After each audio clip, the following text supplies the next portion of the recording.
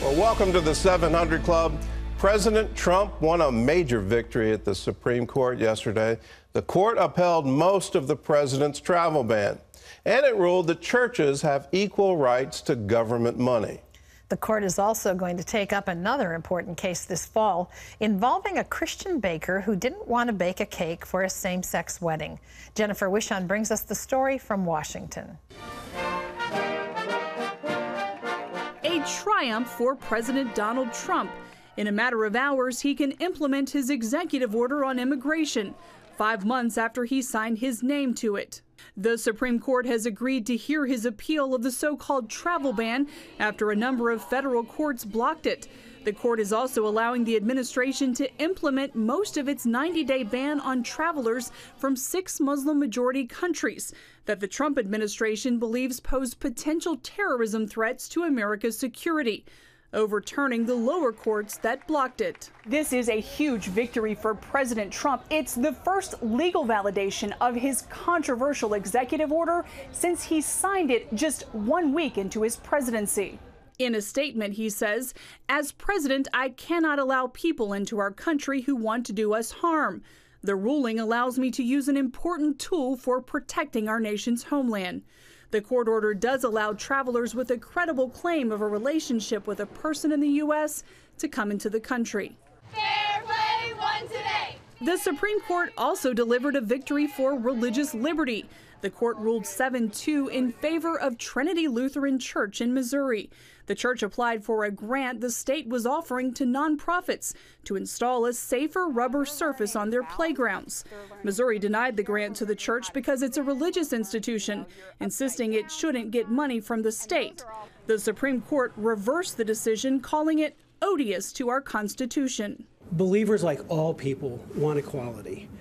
And that's what this court decision has given us today, is that when the government creates a program, religious people can't be told to stay outside, that we're second-class citizens. It was the first religious rights case heard by Justice Neil Gorsuch. In a separate opinion, Gorsuch, joined by Justice Clarence Thomas, clarified that the case should be applied broadly throughout the country to make clear discrimination against religious practice isn't tolerated on the playground or anywhere else.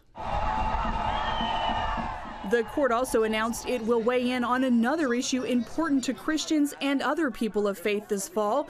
The justices agreed to hear a case to consider whether a baker can refuse to make a wedding cake for a gay couple because he objects to same-sex marriage based on his Christian beliefs.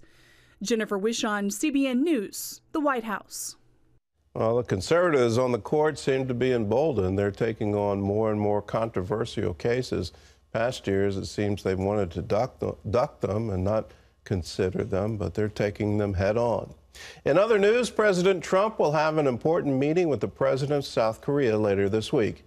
John Jessup has that story from our CBN News Bureau in Washington. John? That's right, Gordon. A key topic on the agenda for the two leaders, their concerns about North Korea's progress in building nuclear weapons and an arsenal of missiles to carry them. National security correspondent Eric Rosales reports on the upcoming discussion and what the Trump administration hopes to gain from it.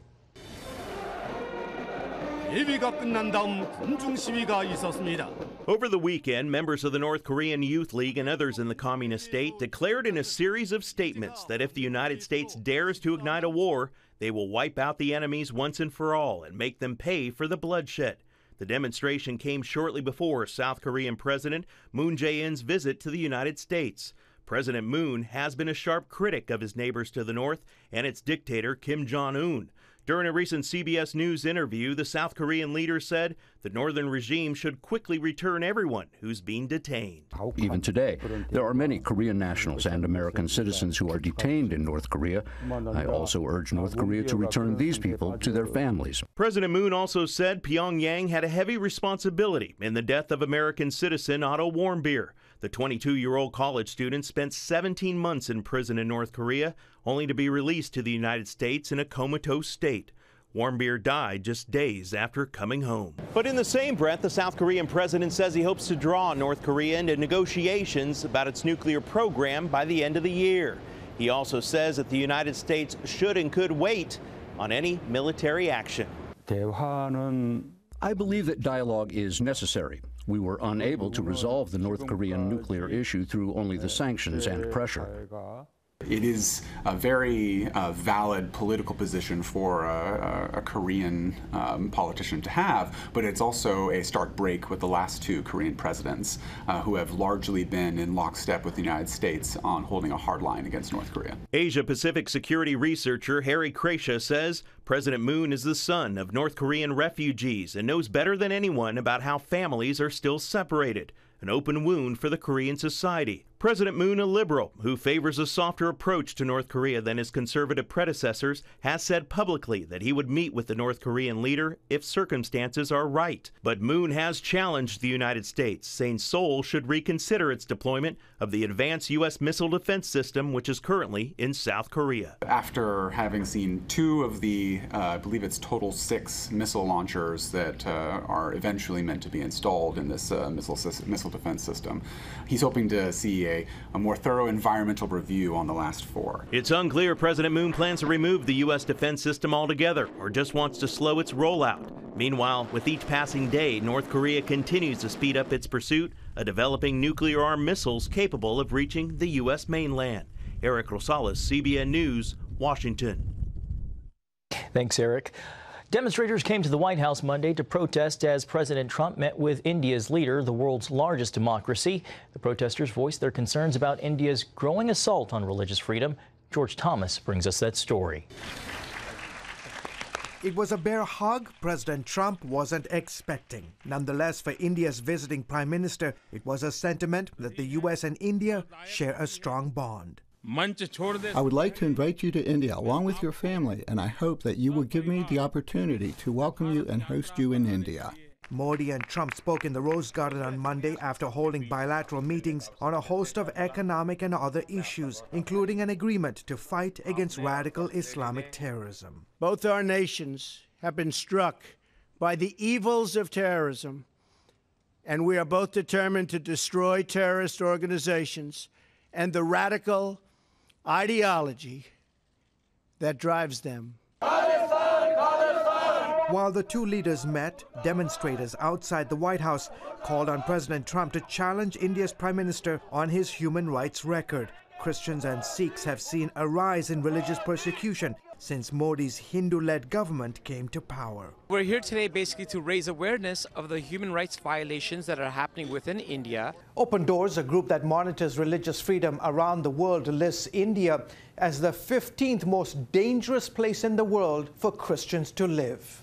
When Modi came into power in 2014, he promised the Christians and other minorities that he would allow freedom of religion. He lied. The only people that have favored status in India is not all people, it's the Hindu nationalists. It's the far extremist party that tends to violence. John Lutembeka, a Tanzanian missionary to India, worries Modi's government is trying to turn India, a secular nation, into a Hindu country. I am here to speak for the Indian church, the Indians who are being persecuted by Prime Minister Modi, by a group of radical Hindus.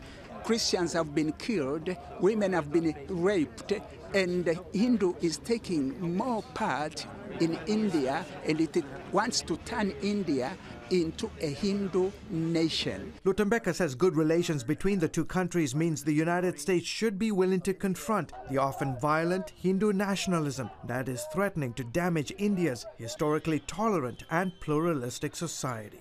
George Thomas, CBN News. A disturbing rise in intolerance and violence. Gordon? Well, this is a long history with the BJP going back to the 1990s, and their rise to political power was based on a Hindu-only slogan, that India was for Hindus, and that the religious minorities, significantly the Muslims, many people don't know this, but India has one of the largest Muslim populations in the world. And so the Christians were persecuted in the 1990s when the BJP first took power. They actually have an enforcement group of radicals. They call them the RSS. And they've been responsible for many attacks on churches, many persecutions against religious minorities, Sikhs, Muslims. We'll see, though. Modi seems to be moderating as prime minister. He wasn't when he was governor of Gujarat. Under his leadership there, it's one of the most horrific attacks against a religious minority in history, where a whole trainload of Muslims was massacred. It was absolutely horrific. But we'll see, as prime minister, can he moderate? The U.S. and India have some natural ties, and India has a secular government, and they claim to be a democracy. Under their constitution, there is freedom of religion, but it's up to the government to enforce those principles. They need to be more than aspirational. They need to be real.